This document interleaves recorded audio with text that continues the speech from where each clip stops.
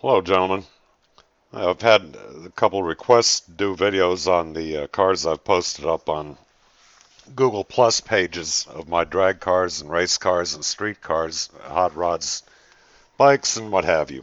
So I figured I'd do a quick one here with the new editing software, audio editing software that I have, which is kind of goofy because I'm watching myself talk in a bar graph form here, or a wave form.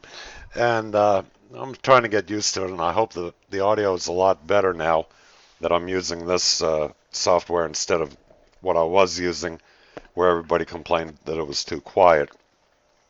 So quickly here, Starship, the name came from a buddy of mine and me being into Led Zeppelin back in the day, remembering that they had an airplane, a jet, 727 or 707, I forget what it was, but they called that Starship. Had the name Starship painted on the nose. The airplane had all the amenities inside of it, a bar, bedrooms, you name it. So I had the Mercedes. We were going to dinner one night, and this is after I did the motor swap on it. My friend says, this car is like the Starship, meaning it's decked out, it's got everything in it, and the name kind of stuck as a joke. So that's a quick explanation how we started up with the Starship name and series and went beyond the Mercedes, which was never run at the racetrack. It was a street rod. It was meant to be a sleeper car, meant to look like a standard Mercedes SEL luxury sedan that could outrun Corvettes when it felt like it.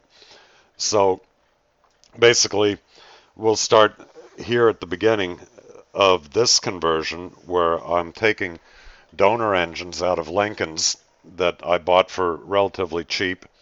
This one that I've got pictured here is I believe, a 78 Collector's Series Lincoln Town Car with about 350,000 miles on the engine, extremely worn out, smoking, coked up. This is back in the day when Quaker State Oil still had the problem with the paraffin wax buildup, which plugged up engines profusely and caused them to fail due to lack of lubrication, actually. So I'm pulling that engine, and you see that the coking, the paraffin, is actually built up to the inside of the underside of the intake manifold. Quite a worn out engine. Very impressive, though, for the 350,000 miles for an old cast iron block. The Lincolns were my favorite. They had 400Ms, they had 460s in them, depending on which year you got. These were all good engines to use. Some of them not so good for drag racing, other ones good for street rodding. The 400M was my choice for the Mercedes because it would be a little bit better on gasoline. Didn't have quite the spread of a 460. It was, I think, about an inch and a half or 2 inches narrower, but by no means a small block. So we, I had this car, and the 3.8 liter, like I said, was very anemic, lacking power for such a big car. If you turned the air conditioner on, it was like throwing out a parachute. So we had just done where I worked, the other A tech that was there and myself had done a Volvo 240 GL station wagon, put a Ford small block into it with a C4 transmission, and I was already working on the Mercedes at the time. We used the shop after hours. The shop foreman and owners and everything were kind enough to let us do it. Of course, we were the A techs on the floor, so uh, again, they were kind enough to let us do it. The motor got rebuilt, all the normal things, pressure tested the block, cracked, checked it, um, line bored it, milled the deck a couple thousandths, just enough to square it up, did a 30 over bore, went with an Urson cam, a towing cam, uh, and turned the crankshaft 30 over pistons, I don't know if I mentioned that already. And then a standard valve job with knurling the guides, reconditioning the valves. I didn't bother to get new ones. They were in good shape, believe it or not. And the complete rebuild. So the motor as it sat there basically went into the Mercedes with a C6 transmission. We made up a drive shaft, a custom-made drive shaft to fit the Mercedes rear end.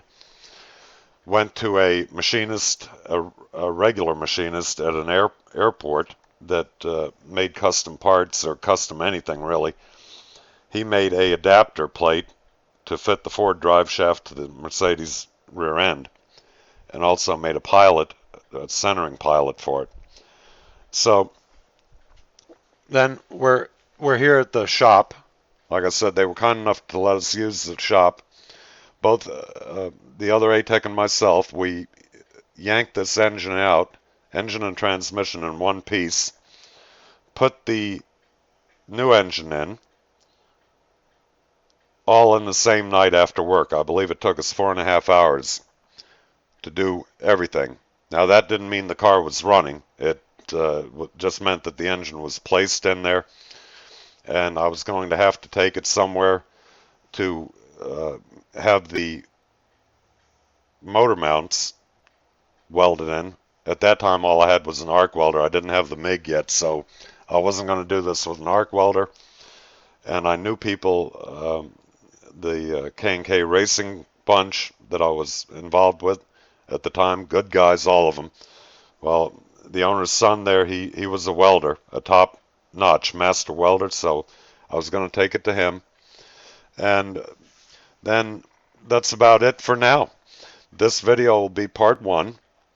And if you guys want me to continue on this, and we can go on, and I'll go deeper into how the car looked afterwards and what got done and how we went from there, and then we can move on into the next one. If you guys want to hear this kind of thing, let me know in the comments section, and I'll continue making them. But for right now, I've got enough here to warrant a part one.